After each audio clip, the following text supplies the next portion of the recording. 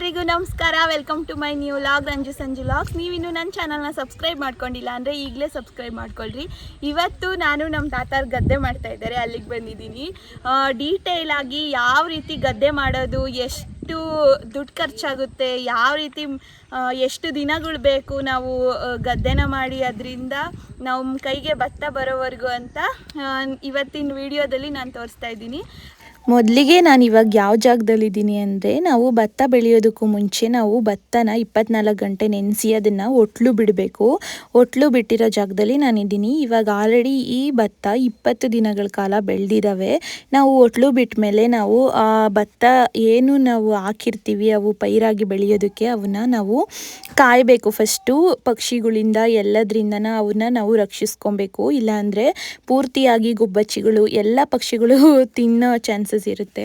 20 ದಿನಗಳಲ್ಲಿ ಭತ್ತ ಪೈರಾಗಿ ಈ ರೀತಿಯಾಗಿ ಬೆಳೆಯುತ್ತೆ. ಇದನ್ನು ಹೆಂಗಸರು ಸಹಾಯದಿಂದ ಕೀಳಬೇಕು. ಅದನ್ನು ಕೀಳೋದಕ್ಕೂ ಕೂಡ ಸ್ಕಿಲ್ಸ್ ಇರಬೇಕು. ಹೆಂಗೆಂಗೋ ಕಿತ್ತರೆ ಅದು ಬೇರು ಕಿತ್ಕೊಂಡು ಹೋಗೋ ಅಂಥ ಚಾನ್ಸಸ್ ಇರುತ್ತೆ. ಆ ಥರ ಎಲ್ಲ ನಾವು ಮಾಡಬಾರ್ದು. ಮತ್ತು ಅದಾದಮೇಲೆ ಈ ಭತ್ತನ ಬೆಳಿಬೇಕು ನಾವು ಅಂದರೆ ನೀರಾವರಿ ಪ್ರದೇಶ ಆಗಿರಬೇಕು. ನೀರು ಅತ್ಯಮೂಲ್ಯ ಇದನ್ನು ಬೆಳೆಯೋದಕ್ಕೆ, ಭತ್ತನ ಬೆಳೆಯೋದಕ್ಕೆ. ಹಂಗಾಗಿ ನೀರೊಳಗೆ ಬೆಳೆಯೋದು, ನೀರಲ್ಲೇ ಗದ್ದೆ ಮಾಡೋದು, ಅವು ಭತ್ತ ನಮ್ಮ ಕೈಗೆ ಬರೋವರೆಗೂ ಅವಕ್ಕೆ ನೀರು ಮೂಲವಾಗಿ ನೀರು ನಾವು ಕೊಡ್ತಾನೆ ಇರಬೇಕು. ನೀರು ಕಡಿಮೆ ಆಯಿತು ಅಂದರೆ ಭತ್ತ ಒಣಗೋ ಚಾನ್ಸಸ್ ಬಂದುಬಿಡುತ್ತೆ ಜಾಸ್ತಿ. ಹೆಂಗಸ್ರುಗಳು ಪೈರ್ನ ಕಿತ್ತು ಅದನ್ನು ಕಂತೆ ಕಟ್ಟಿ ಕೊಡ್ತಾರೆ. ಆ ಕಂತೆನ ನಾವು ಎತ್ಕೊಂಡು ಹೋಗಬೇಕು. ನಾವೇನಾದರೂ ನಾಟಿನ ಅಲ್ಲೇ ಪಕ್ಕದಲ್ಲಿರೋ ಅಂಥ ಜಮೀನಲ್ಲಿ ಮಾಡೋದಾದರೆ ಅಲ್ಲೇ ಕಿತ್ತು ಅಲ್ಲೇ ಈಸಿಯಾಗಿ ಮಾಡ್ಬೋದು. ಆದರೆ ಇವಾಗ ನಮ್ಮ ತಾತರು ಒಟ್ಲು ಬಿಟ್ಟಿರೋ ಅಂಥ ಜಾಗನೇ ಬೇರೆ ಮತ್ತು ಅವರು ನಾಟಿ ಮಾಡ್ತಾ ಇರೋವಂಥ ಜಮೀನೇ ಬೇರೆ ಕಡೆ ಇರೋದ್ರಿಂದ ಈ ಪೈರುಗಳನ್ನ ಅವಕ್ಕೇನು ಹಾನಿ ಆಗದೆ ಇರೋ ರೀತಿ ಇಲ್ಲಿಂದ ಅಲ್ಲಿಗೆ ಸಾಗಿಸ್ಬೇಕು. ಈ ಪೈರುಗಳನ್ನ ಕಿತ್ತು ಅದಾದಮೇಲೆ ನಾಳೆಗೆ ನಾಟಿ ಮಾಡೋದು. ಈ ಕೆಲಸ ಮಾಡೋದಕ್ಕೂ ಮುಂಚೆನೇ ಅಂದರೆ ಪೈರು ಕೀಳೋದಕ್ಕೂ ಮುಂಚೆನೇ ಒಂದು ವಾರಕ್ಕೆ ಮುಂಚಿತವಾಗಿನೇ ಮೊದಲೇ ತೋಟನೆಲ್ಲ ಹದ ಮಾಡಿ, ಅಂದರೆ ತೋಟ ಅಂದರೆ ಗದ್ದೆನೇ ಎಲ್ಲ ಹದ ಮಾಡಿ ಪೂರ್ತಿಯಾಗಿ ಉಳುಮೆ ಮಾಡಿ ಅದನ್ನೆಲ್ಲ ಚೆನ್ನಾಗಿ ತೋಟನ ರೆಡಿ ಮಾಡಿರಬೇಕು. ಬದ ಕಟ್ಟಿರಬೇಕು. ಎಲ್ಲ ಕೆಲಸಗಳನ್ನ ಆಲ್ರೆಡಿ ಮುಗಿಸಿರಬೇಕು. ಅದಾದಮೇಲೆ ನಾವೇನು ಕಿತ್ಕೊಂಡಿರ್ತೀವಿ ಪೈರು ಅವನ್ನ ತಗೊಂಡು ಬಂದು ಇಲ್ಲಿ ನಾಟಿ ಮಾಡಿಸೋದು. ಅದಕ್ಕೂ ಕೂಡ ಜನ ಬರ್ತಾರೆ. ಇವಾಗ ನೀವೇನು ನೋಡ್ತಾ ಇದ್ದೀರಾ, ಇದು ನಾಟಿ ಮಾಡೋ ದಿನದ್ದು ಮೊದಲನೇ ಪ್ರೊಸೀಜರ್ ಆಗಿರುತ್ತೆ. ಮೊದಲೆಲ್ಲ ಈ ಕೆಲಸಗಳನ್ನ ಮಾಡೋದಕ್ಕೆ ಎತ್ತುಗಳನ್ನ ಬಳಸ್ಕೊಂಡು ಮಾಡ್ತಾಯಿದ್ರು. ಆದರೆ ಇವಾಗ ಎತ್ತುಗಳನ್ನ ಸಾಕಿರೋರು ಜನ ಕಡಿಮೆ ಆಗಿರೋದ್ರಿಂದ ಮತ್ತು ಆಧುನಿಕ ತಂತ್ರಜ್ಞಾನ ಬಂದಿರೋ ಕಾರಣ ಈ ರೀತಿಯಾದ ಮಿಷಿನ್ಸ್ನ ಯೂಸ್ ಮಾಡಿಕೊಂಡು ಮಾಡ್ತಾರೆ. ಇವಾಗ ಇದನ್ನು ಫಸ್ಟು ಈ ರೀತಿಯಾಗಿ ಅವರು ಮುಂದೆ ಅದು ಉಳುಮೆ ಮಾಡ್ಕೊಂಡು ಹೋಗ್ತಿದ್ದಂಗೆ ಇಲ್ಲಿ ಬದು ಕೆಟ್ಟೋಗಿರುತ್ತೆ. ಮುಂದಿನ ಪಾತಿಗೆ ಹೋದಾಗ ಅದನ್ನು ಇಲ್ಲಿ ನಮ್ಮ ತಾತ ಇವರು ರಿಪೇರಿ ಮಾಡ್ತಾ ಇದ್ದಾರೆ. ಅದನ್ನು ಸರಿಯಾಗಿ ಕಟ್ತಾ ಇದ್ದಾರೆ. ಇಲ್ಲಿ ನೀವು ನೋಡ್ತಾ ಇದ್ದೀರಲ್ವ, ಅದೇ ರೀತಿ ಎಲ್ಲ ಪಾತಿಗೂ ಬದುನ ಚೆನ್ನಾಗಿ ಕಟ್ಟಿರ್ತಾರೆ ಮುಂಚೆನೇ. ಮತ್ತು ಇದು ತುಂಬಾ ಜಾರ್ತಾ ಇರುತ್ತೆ, ಯಾಕಂದರೆ ಕೆಸರು ಆಗಿರೋದ್ರಿಂದ ನೋಡ್ಕೊಂಡು ಓಡಾಡಬೇಕು. ಆದರೆ ಇಲ್ಲಿ ಕೆಲಸ ಮಾಡೋರೆಲ್ಲರೂ ಕೆಸರಲ್ಲೇ ಕೆಲಸ ಮಾಡೋದ್ರಿಂದ ಬದು ಮೇಲೆ ಓಡಾಡೋ ಅವಶ್ಯಕತೆ ಯಾರಿಗೂ ಇರೋದೇ ಇಲ್ಲ. ಮುಂದೆ ಅವರು ಉಳುಮೆ ಮಾಡ್ಕೊಂಡು ಹೋದಂಗೆ ಹಿಂದೆ ಈ ತಾತ ಇದಾರಲ್ವ, ಇವರು ಗೋರಮಣೆ ಅಂತ ಅದನ್ನು ತಗೊಂಡು ಈ ರೀತಿ ಸಮ ಮಾಡ್ತಾ ಇದ್ದಾರೆ. ಅಂದರೆ ಅದರಿಂದನ ಕಲಸಿರ್ತಾರೆ ಮಣ್ಣನ್ನು. ಹಿಂದೆ ಎಲ್ಲ ನೀರು ಮಣ್ಣು ಎಲ್ಲ ಸೇರಿಸಿ ಕೆಸರನ್ನ ಚೆನ್ನಾಗಿ ಕಲಸಿರ್ತಾರೆ ಅಲ್ವಾ, ಅದನ್ನು ಅವರು ಗೋರಿ ಸಮ ಮಾಡ್ತಾರೆ. ಅದಾದಮೇಲೆ ಈ ತಾತ ಬಂದು ಗೊಬ್ಬರ ಹಾಕ್ತಾ ಇದ್ದಾರೆ ಇದಕ್ಕೆ. ಅದಕ್ಕೂ ಮುಂಚೆ ಈ ತಾತ ಬಂದು ನಾವು ಕಂತೆ ಕಟ್ಕೊಂಡು ಪೈರ್ನ ಅಲ್ಲಿಂದ ತಗೊಂಡು ಬಂದಿದ್ವಿ ಅಲ್ವಾ, ಅವು ಹೆಂಗಸರು ಕೆಲಸ ಮಾಡ್ತಾರೆ ಅಲ್ವಾ, ನಾಟಿ ಮಾಡ್ತಾರೆ ಅಲ್ವಾ, ಅವರಿಗೆ ಈಸಿಯಾಗಿ ಕೈಗೆ ಸಿಗೋ ರೀತಿ ಎಲ್ಲ ಮಡಿಗಳಿಗೂ ಈ ಪೈರಿನ ಕಂತೆಗಳನ್ನ ಸ್ಪ್ಲಿಟ್ ಮಾಡ್ತಾ ಹೋಗ್ತಾರೆ. ಎಲ್ಲ ಕಡೆನೂ ಹಾಕ್ತಾ ಹೋಗ್ತಾರೆ. ಇವತ್ತಿನ ಕೆಲಸದಲ್ಲಿ ಸುಮಾರು 7 ಜನ ಹೆಂಗಸರು ಮತ್ತು 4 ಜನ ಅಂದರೆ ನಮ್ಮ ತಾತನೂ ಸೇರಿ 4 ಜನ ಗಂಡಸರು ಕೆಲಸ ಮಾಡ್ತಾ ಇದ್ದಾರೆ ಇವತ್ತಿನ ಗದ್ದೆ ಕೆಲಸದಲ್ಲಿ. ಮತ್ತು ಈ ರೀತಿ ಇದು ಕೆಲಸ ಮುಗಿದ್ಮೇಲೆ ನೆಕ್ಸ್ಟ್ ಇನ್ನು ಉಳಿಯೋದು ನಾಟಿ ಕೆಲಸ. ಈ ಕೆಲಸನ ತುಂಬ ಅಚ್ಚುಕಟ್ಟಾಗಿ ಮಾಡಬೇಕು. ಸ್ವಲ್ಪ ಹಾಳಾದ್ರೂ ಇದು ಏನಂತಾರೆ ಭತ್ತದ್ದು ಪೈರು ಹಾಳಾಗೋ ಚಾನ್ಸಸ್ ಇರುತ್ತೆ. ಆಮೇಲೆ ಅದು ಮುಂದೇನೂ ಎಫೆಕ್ಟ್ ಆಗುತ್ತೆ. ಅದಕ್ಕೆ ಕರೆಕ್ಟಾಗಿ ಮಾಡಬೇಕು. ಏನಂದರೆ ಫಸ್ಟು ಇದಕ್ಕೆ ಮಾಡೋದಕ್ಕೆ ಚೆನ್ನಾಗಿ ಎಕ್ಸ್ಪೀರಿಯೆನ್ಸ್ ಇರಬೇಕು. ಹೆಂಗೆಂಗೋ ಮಾಡ್ತು ಅಂದರೆ ಚೆನ್ನಾಗಿ ಮಾಡೋ ಅಂಥ ಇವರಿಗೆ ಕೋಪನೂ ಬಂದುಬಿಡುತ್ತೆ. ಅದನ್ನು ಚೆನ್ನಾಗಿ ಕಲ್ತ್ಕೊಬೇಕು. ಅವ್ರು ಹೇಳ್ಕೊಟ್ಟಿರೋ ರೀತಿ ನೀಟಾಗಿ ಮಾಡ್ತು ಅಂತ ಅಂದರೆ ಅದು ನಾಟಿ ಚೆನ್ನಾಗಿ ಬರುತ್ತೆ ಮತ್ತು ಈಸಿನೂ ಕೂಡ. ಆದರೆ ಸೊಂಟ ನೋವು ಬರೋದಂತೂ ನಿಜ. ಕಟ್ತೀವಿ ಅಲ್ವಾ ತಾತ, ಅವಾಗಿಂದನೂ ನೀವು ಲಾಸ್ಟಿಗೆ ಬರೋವರೆಗೂ ಯಾವ ರೀತಿ ಅದ್ರದ್ದು ಪ್ರೊಸೀಜರ್ ಐತೆ ಅಂತ ಹೇಳ್ಬೇಕು ನೀವು. ಹೇಳ್ಬಿಡ್ತೀನಿ. ಹೇಳಿ. ಸ್ಟಾರ್ಟಿಂಗು ಉಳುಮೆ ಮಾಡ್ತೀವಿ. ಫಸ್ಟ್ ಜಮೀನ ಉಳುಮೆ ಮಾಡ್ತೀವಿ. ಉಳುಮೆ ಮಾಡಿ ಬಿಟ್ಟಿರ್ತೀವಿ. ಆಮೇಲೆ ಸಮಯ ಒಟ್ಲು ಬಿಡೋ ಸಮಯದಲ್ಲಿ ಒಟ್ಲು ಪಾತಿನ ರೆಡಿ ಮಾಡ್ಕೊಂಡು ಬಿತ್ತನೆ ತಂದು ನೆನೆ ಹಾಕಿ 24 ಗಂಟೆ ನೀರಲ್ಲಿ ನೆನೆಸಿ ಬಿತ್ತನೆ ಭತ್ತನ ಆಮೇಲೆ ಒಂದು ಗೋಣಿ ಚೀಲದಲ್ಲಿ ಅದನ್ನ ಮೊದಲು ಭತ್ತ ನೆನೆ ಹಾಕ್ಬೇಕಾದ್ರೆ ಒಂದು ತಪ್ಪಲಿಗೆ ಹಾಕೊಂಡು ಅದಕ್ಕೆ ಬರೋ ಜುಳ್ಳು ಅವು ಎಲ್ಲ ತೆಗೆದಾಕ್ಬಿಡ್ತೀವಿ. ತೆಗೆದಾಕಿ 24 ಗಂಟೆ ನೀರಲ್ಲಿ ಬಿಟ್ಟು ಭತ್ತನ ಆಮೇಲೆ ಒಂದು ಚೀಲಕ್ಕೆಲ್ಲ ಬಸ್ಬಿಟ್ಟು ಬಿಗ್ಗೆ ಬಾಯಿ ಕಟ್ಬಿಟ್ಟು ಒಂದು ಸ್ವಲ್ಪ ಹುಲ್ಲಾಕಿ ಮುಚ್ಚಿಬಿಡ್ತೀವಿ. ಅದು 24 ಗಂಟೆಗೆ ಹೆಚ್ಚು ಕಮ್ಮಿ ಮೊಳಕೆ ಬಂದ್ಬಿಡುತ್ತೆ. 24 ಗಂಟೆ ಅಷ್ಟೊತ್ತಿಗೆ ಒಟ್ಲು ರೆಡಿ ಮಾಡ್ಕೊಂಡಿರ್ತೀವಿ. ಪಾತಿ ಇದು ಬಿತ್ತೆ ಒಟ್ಲು ಚೆಲ್ಲಕ್ಕೆ. ಅದಾದ ನಂತರ ಪಾತಿಗೇನು ನೀರ್ ಬಿಟ್ಬಿಟ್ಟು ಒಂದಷ್ಟು ಜಾಗನ ಸಮ ಮಾಡ್ಕೊಬೇಕಾ? ಫಸ್ಟ್ ಒಟ್ಲು ಪಾತಿ ರೆಡಿ ಮಾಡ್ಕೊಂಡಿರ್ತೀವಿ. ನೀರ್ ಕಟ್ಟಲ್ಲ, ರೆಡಿ ಮಾಡ್ಕೊಂಡು ಪಟ ಮಾಡಿ ಅದಕ್ಕೆ ಬಿತ್ತನೆ ಸಮವಾಗಿ ಹಾಕಿ ಬಿಡ್ತೀವಿ. ಬಿಟ್ಟು ಒಂದು 8 ದಿವಸದ ಮೇಲೆ ಲೈಟಾಗಿ ಒಂಚೂರು ಗೊಬ್ಬರ ಕೊಡ್ತೀವಿ, ಒಂದು 2 kg ಅಷ್ಟು. ಆಮೇಲೆ ಅತ್ಲಾಗೆ 20 ದಿವಸಕ್ಕೆಲ್ಲ ಪೈರು ನಾಟಿಗೆ ರೆಡಿ ಆಗುತ್ತೆ. ಅಷ್ಟೊತ್ತಿಗೆ ನಾವು ಗದ್ದೆಗಳೆಲ್ಲ ರೆಡಿ ಮಾಡ್ಕೊಂಡಿರ್ಬೇಕು. ಬದ ಕೊಚ್ಚೋದು, ಕೆಸರು ಹೊಡಿಯೋದು ಎಲ್ಲ ಮಾಡ್ಕೊಂಡು ರೆಡಿ ಇಟ್ಕೊಂಡಿದ್ರೆ 20 ದಿವಸದ ನಂತರ ನಾಟಿಯವರು ಸಿಕ್ಕಿ ನಾಟಿ ಮಾಡ್ತಾರೆ. ಅದಾದ್ಮೇಲೆ ನಾಟಿಗೆ ಏನು ಮಾಡ್ತೀವಿ, ಎಲ್ಲ ಗದ್ದೆನ ಹಸನು ಮಾಡಿ ಭತ್ತ ಮಾಡಿ ಅದಕ್ಕೊಂಚೂರು ಗೊಬ್ಬರ ಎರಚ್ಕೊಂಡು ನಾಟಿ ಮಾಡ್ತೀವಿ. ನಾಟಿ ಮಾಡಿ ಒಂದು 5-6 ದಿವಸಕ್ಕೆ ಕಳೆ ಔಷಧಿ ಹಾಕ್ತೀವಿ ನೀರು ಕಟ್ಕೊಂಡು. ಆಮೇಲೆ ಅತ್ಲಾಗ ಒಂದು 15-20 ದಿವಸದ ನಂತರ ಕಳೆ ಕೈ ಆಡಿ ತಿರ್ಗಾ ಒಂದು ಸಾರಿ ಗೊಬ್ಬರ ಕೊಡ್ತೀವಿ, ಫರ್ಟಿಲೈಸರು.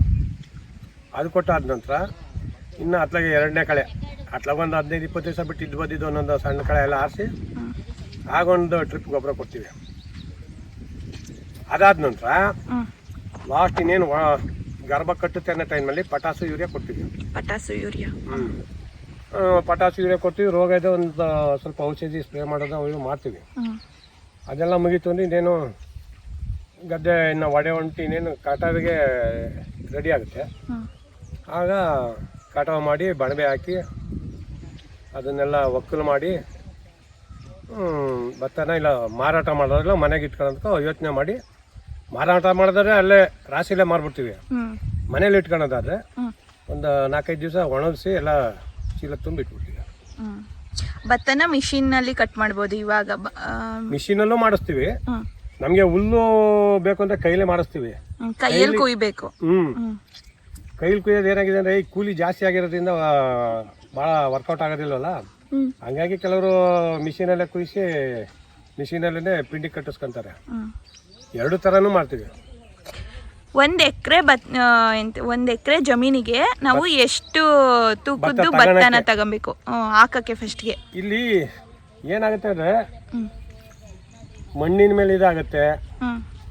ಒಳ್ಳೆ ಇಳುವರಿ ಬಂದ್ರೆ ಸರಿ, ಇಲ್ಲ ಅಂದ್ರೆ ಈ ಬಿತ್ತನೆ ಸರಿಯಾಗಿ ಕೊಡ್ದಲ್ಲ ಇದ್ರೆ ಇಲಾಖೆಗಳು ಅಲ್ಲೂ ಹೊಡ್ತಾ ತಿಂತೀವಿ. ಏನು ಇವತ್ತು 1 ಎಕರೆಗೆ 20 ಚೀಲ ಬೆಳೆಯೋದೇ ಸುಸ್ತಾಗೋಗಿದೆ. ಏನೇ ಇದು ಮಾಡಿರೋನು ಮತ್ತೆ ಲಾಭ ಏನು ಸಿಗ್ತಾ ಇಲ್ಲ. ಈಗ ಎಲ್ಲ ಲಾಸೆಯ ಏನಿದೆಯೋ ವಿಧಿ ಇಲ್ಲ, ಮಾಡಬೇಕು, ಊಟಕ್ಕೆ ಬೇಕಲ್ಲ, ಹಂಗಾಗಿ ಮಾಡಲೇಬೇಕು. 1 ಚೀಲ ಭತ್ತನ ಮೊಳಕೆಗೆ ಹಾಕಿ ಅವನ್ನ ನಾವು ಒಟ್ಲು ಬಿಟ್ರೆ ಅವು 1 ಎಕರೆಗೆ ಆಗ್ತವೆ, ಆಗಿ ಮಿಗ್ತವೆ. ಚೀಲ ಅಲ್ಲ, ಒಂದು ಅಮ್ಮಮ್ಮನ ಒಂದು 25 kg ಅಷ್ಟು ಹಾಕ್ತಿವಿ. ಯಾಕೆಂದ್ರೆ ಅಕ್ಕಿ ತಿಂತವೆ, ಹಾಳಾಯ್ತವೆ, ಶಾರ್ಟೇಜ್ ಬರ್ತವೆ ಅಂದ್ಬಿಟ್ಟು ಹಾಗೆ 1 ಎಕರೆಗೆ ಸಾಕು. ಕರೆಕ್ಟಾಗಿ ಬಂದ್ಬಿಟ್ರೆ ಒಂದು 12 kg ಬಿತ್ತನೆ ಸಾಕು. ಮಿಕ್ಕಿದ್ದವನ್ನ ಬೇರೆಯವ್ರಿಗೆ ಕೊಡ್ಬೋದು ಉಳಿದ್ರೆ. ಈಗ ಅಕ್ಕಿ ಕಾಟ ಅವೆಲ್ಲ ಇರೋದ್ರಿಂದ ಏನಾಗುತ್ತೆ, ನಾವು ಜಾಸ್ತಿನೇ ಹಾಕಿರ್ತೀವಿ. ಶಾರ್ಟೇಜ್ ಬಂದ್ರೆ ಏನ್ ಮಾಡೋದು? ಅವು ಒಟ್ಲು ಹಾಕ್ದಾಗ್ಲೂ ನಾವು ಅವನ್ನ ಕಾಯ್ಬೇಕು ಅಕ್ಕಿ. ಇಷ್ಟ ಆಯ್ತು ಅಂದ್ರೆ ಭತ್ತ ಕೈಗೆ ಬರ್ತವೆ ಕೊನೆಗೆ. ಹೌದು, ಎಷ್ಟು ದಿನ ಬೇಕಾಗುತ್ತೆ ನಮಗೆ ಭತ್ತ ಒಟ್ಲು ಬಿಡಕ್ಕಿಂದ ಶುರು ಮಾಡಿ ಭತ್ತ ನಮ್ಮ ಮನೆಗೆ ಬರೋವರೆಗೂ ಎಷ್ಟು ದಿನಗಳು ಬೇಕು? ಈಗ ಇದ್ರೊಳಗೆ ಏನಾಗಿದೆ, ದೀರ್ಘಾವಧಿ ತಳಿ ಅಲ್ಪಾವಧಿ ತಳಿ ಎರಡೂ ಇದಾವೆ. ದೀರ್ಘಾವಧಿ ತಳಿಗಳು 120 ದಿವಸ ಅಂತೂ ಬೇಕು ಕಟಾವಿಗೆ ಬರೋಕ್ಕೆ. ಈ ಅಲ್ಪಾವಧಿ ತಳಿಗಳು 100 ದಿವಸಕ್ಕೆಲ್ಲ ಬಂದ್ಬಿಡ್ತವೆ. 100 ದಿನ ಬರ್ತವೆ, 100 ದಿವಸಕ್ಕೆಲ್ಲ ಕಟಾವಿಗೆ ಬರುತ್ತೆ. ದೀರ್ಘಾವಧಿ ತಳಿನೇ ಸ್ವಲ್ಪ ಲೇಟು. ಎಡ್ಗೈಲಿ ತರ ಪೈರ್ನ ಬೆರಳುಗಳಲ್ಲಿ ತಳ್ಕೊಂಡ್ರೆ ನಮಗೆ ಬಲಗೈಲಿ ಆ ಪೈರ್ನ ತಗೊಂಡು ನಾಟಿ ಮಾಡಕ್ಕೆ ನಮಗೆ ಸುಲಭವಾಗುತ್ತೆ.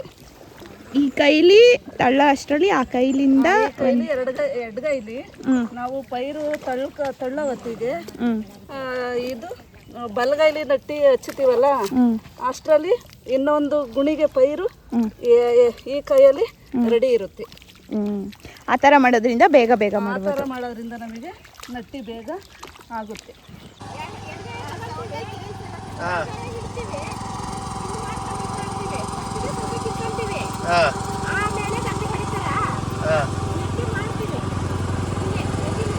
ಹೌದಾ? ಕೇಳಿಸುತ್ತೆ ಮಾತಾಡ್ರಿ ನೀವು. ಒಂದ್ ದಿವಸಕ್ಕೆ ಎಷ್ಟು ಎಕರೆ ಮಾಡ್ತೀರಾ ನಟ್ಟಿ? 2 ಎಕರೆ ಗುತ್ತಿಗೆ ಮಾಡ್ತಾರದ ಇಲ್ಲ ಕೂಲಿ ಲೆಕ್ಕ ಮಾಡ್ತೀರಾ? ಈಗ ಗುತ್ತಿಗೆ. ಈ ಕೆಲಸ ಮಾಡೋದಕ್ಕೆ ಗುತ್ತಿಗೆ ಲೆಕ್ಕ ಮತ್ತು ಕೂಲಿ ಲೆಕ್ಕ ಅಂತ ತಗೊತಾರೆ, ಆಳುಗಳಿಗೆ ದುಡ್ಡು ಕೊಡೋದು. ಆದರೆ ಈ ಕೂಲಿ ಲೆಕ್ಕ ಅಂದರೆ ಬೆಳಗ್ಗೆಯಿಂದ ಸಂಜೆವರೆಗೂ ಕೆಲಸ ಮಾಡ್ತಾರೆ. ಅಷ್ಟರಲ್ಲಿ ನಾವು ಏನು ಅದಕ್ಕೆ ಎಷ್ಟು ಪೇಮೆಂಟ್ ಇರುತ್ತೋ ಅಷ್ಟು ಒಂದು ದಿನದ ಲೆಕ್ಕ ಕೊಡೋದು. ಗುತ್ತಿಗೆ ಲೆಕ್ಕ ಬಂದು 1 ಎಕರೆಗೆ ಇಷ್ಟು ಅಂತ, 1 ಎಕರೆ ನಾಟಿ ಮಾಡಿದ್ರೆ ಇಷ್ಟು ದುಡ್ಡು ಅಂತ ಇಸ್ಕೊತಾರೆ. ಮತ್ತು ಅವ್ರ ಜೊತೆ ಒಂದು ಗ್ರೂಪ್ ಇರುತ್ತೆ ಅಲ್ವಾ, ಅವರೆಲ್ಲರೂ ಹಂಚ್ಕೋತಾರೆ. ಕೂಲಿ ಲೆಕ್ಕ ಕೊಟ್ಟರೆ ಸಿಂಗಲ್ ಒಬ್ರೊಬ್ರಿಗೆ ಇಷ್ಟು ದುಡ್ಡು ಅಂತನ ಕೊಡೋದು ಒಂದು ದಿನಕ್ಕೆ. ಆದರೆ ಗುತ್ತಿಗೆ ಲೆಕ್ಕ ಅಂದರೆ ಒಟ್ಟು ಅಷ್ಟು ದುಡ್ಡು ಕೊಟ್ಟರೆ ಅವರು ಅಷ್ಟನ್ನು ಎಲ್ಲರೂ ಸಮ ಹಂಚ್ಕೋತಾರೆ. ಈ ರೀತಿಯಾಗಿ ಗದ್ದೆಯಲ್ಲಿ ನಾಟಿ ಮಾಡ್ತಾರೆ. ಮತ್ತು ಬೇರೆ ಎಲ್ಲ ಕೆಲಸಗಳಿಗೂ ಇದೇ ರೀತಿಯಾದ ರೂಲ್ಸ್ನ ಫಾಲೋ ಮಾಡ್ತಾರೆ ಗುತ್ತಿಗೆ ಮತ್ತು ನಾಟಿಗೆ. ಇವತ್ತು ಇಲ್ಲಿ ಮಾಡ್ತಾ ಇರೋದು 1 ಎಕರೆಲಿ ನಾಟಿ ಮಾಡ್ತಾ ಇರೋದು. 1 ಎಕರೆಗೆ ಅವರು ಇಷ್ಟು ಅಮೌಂಟ್ ಅಂತ ಮಾತಾಡ್ಕೊಂಡಿರ್ತಾರೆ, ಅಷ್ಟು ಅಮೌಂಟ್ ಕೊಡೋದು. ಮತ್ತು ಊಟ ತಿಂಡಿ ಎಲ್ಲ ಅವರೇ ತೊಗೊಂಡು ಬಂದಿರ್ತಾರೆ, ಅದನ್ನು ಅವರೇ ತಿನ್ಕೊತಾರೆ. ಮತ್ತು ಇದು ಅವರಿಗೆ ಟೀ ಅಥವಾ ಬೋಂಡ ಅಂದರೆ ನಮ್ಮ ಖುಷಿಗೆ ನಾವೇನು ಕೊಡಿಸ್ತೀವೋ ಅದನ್ನಷ್ಟೇ ಈಸ್ಕೊಳ್ಳೋದು. ಎಷ್ಟು ಖರ್ಚಾಗುತ್ತೆ? 1 ಎಕರೆ ಭತ್ತ ನಾಟಿ ಮಾಡೋದ್ರೊಳಗೆ 40,000 ರಿಂದ 45,000 ರೂಪಾಯಿ. 40,000 ರಿಂದ 45,000 ರೂಪಾಯಿ ಸ್ವಂತ ಗದ್ದೆ ಆದ್ರೆ, ಸ್ವಂತ ಗುತ್ತಿಗೆ ಆದ್ರೆ ಅದು ಎಕ್ಸೆಸ್. 50 ಆಯ್ತು, 55 ಆಯ್ತು. ಇಲ್ಲಿ ನಾವು ನೋಡ್ತಾ ಇರೋಂಥ ಈ ವಿಡಿಯೋದಲ್ಲಿರೋವಂಥ ಈ ಪೈರುಗಳು ನಾಟಿ ಮಾಡಿ 1 ವಾರ ಆಗಿದೆ. ಇವಾಗ ನೋಡಿ ಈ ಥರ ಸೆಟ್ ಆಗಿದ್ದಾವೆ ನೆಲಕ್ಕೆ. ಆಮೇಲೆ ಅವು ಬೆಳೆಯೋದಕ್ಕೆ ಶುರು ಮಾಡ್ತವೆ. ಮತ್ತು ಈ ಭತ್ತ ಬಂದು ವರ್ಷದಲ್ಲಿ 2 ಸಲ ಬೆಳೆಯೋದು. ಒಂದು ಸಲ ಮಳೆಗಾಲದಲ್ಲಿ ಹಾಕ್ತಾರೆ, ನೆಕ್ಸ್ಟು ಇದು ಮಳೆಗಾಲದಲ್ಲಿ ಬೆಳೆದಿದ್ದು ಫಲ ಕೊಟ್ಟು ಎಲ್ಲ ಆಗಿ ಭತ್ತ ಎಲ್ಲ ಮನೆಗೆ ಹೋದ್ಮೇಲೆ ಇನ್ನೇ ನೆಕ್ಸ್ಟು ಬೇಸಿಗೆ ಸೀಸನಲ್ಲಿ ಇನ್ನೊಂದು ಸಲ ಬೆಳೀತಾರೆ. ಇದಾಗಿತ್ತು ನೋಡಿ ನಮ್ಮ ತಾತರು ಮಾಡ್ತಾ ಇರೋಂಥ ಗದ್ದೆದು ನಾಟಿದು ವಿಡಿಯೋ. ನೋಡಿ, ಅನ್ನನ ತಟ್ಟೆಗೆ ಹಾಕೊಂಡು ಜಾಸ್ತಿ ಆಯಿತು ಅಂತ ಚೆಲ್ದಷ್ಟು ಸುಲಭ ಅಲ್ಲ ನಾಟಿ ಮಾಡೋದು, ಭತ್ತ ಬೆಳೆಯೋದು, ಕೃಷಿ ಕೆಲಸ ಮಾಡೋದು. ಎಷ್ಟು ಕಷ್ಟ ಇರುತ್ತೆ, ಆಳು ಸಿಗೋದು ಕಷ್ಟ ಇರುತ್ತೆ, ಅವ್ರನ್ನ ಕರ್ಕೊಂಬರೋದು ಕಷ್ಟ ಇರುತ್ತೆ, ಭತ್ತ ಬೆಳೆಯೋದು ಕಷ್ಟ ಇರುತ್ತೆ. ಇಷ್ಟೆಲ್ಲ ಮಾಡೋ ಅಷ್ಟರಲ್ಲಿ ಸುಮಾರು 100 ದಿನದ್ದು ಪರಿಶ್ರಮ ಇರುತ್ತೆ. ಅದ್ರ ಮಧ್ಯೆ ನೀರು ಕಟ್ಟಬೇಕು, ನೀರಿನ ವ್ಯವಸ್ಥೆ ಕಡಿಮೆ ಇರುತ್ತೆ. ಒಡೆ ಬರೋ ಟೈಮಲ್ಲಿ ಮಳೆ ಬಂದರೆ ಅದೂ ತೊಂದರೆ ಆಗುತ್ತೆ. ಎಲ್ಲ ರೀತಿಲೂ ತೊಂದರೆಗಳನ್ನ ಎದುರಿಸ್ತಾನೆ ಎಲ್ಲರೂ ಬೆಳೆ ಬೆಳೆಯೋದು. ಎಲ್ಲ ರೈತರಿಗೂ ಸಾಷ್ಟಾಂಗ ನಮಸ್ಕಾರ. ನಾನು ಇಲ್ಲಿ ಏನೂ ಕೆಲಸ ಮಾಡಿಲ್ಲ, ಬಂದು ಇವ್ರು ಹೇಳಿದ್ದನ್ನು ಕೇಳಿಸ್ಕೊಂಡು ಇವ್ರು ಮಾತಾಡಿದ್ದನ್ನು ನೋಡಿ ಇಲ್ಲಿ ಓಡಾಡಿದ್ದಕ್ಕೆ ನನಗೆ ಏನು ಅನ್ನಿಸ್ತೈತೆ, ನನ್ನ ಮನಸ್ಸಲ್ಲಿ ಒಂಥರ ಅನಿಸ್ತೈತೆ, ಎಷ್ಟೊಂದು ಊಟನ ವೇಸ್ಟ್ ಮಾಡ್ತೀವಿ ಅಲ್ವಾ, ಇನ್ನು ಯಾವತ್ತೂ ನಾವು ಊಟ ವೇಸ್ಟ್ ಮಾಡಬಾರ್ದು ಅಂತ ಅನ್ನಿಸ್ತೈತೆ.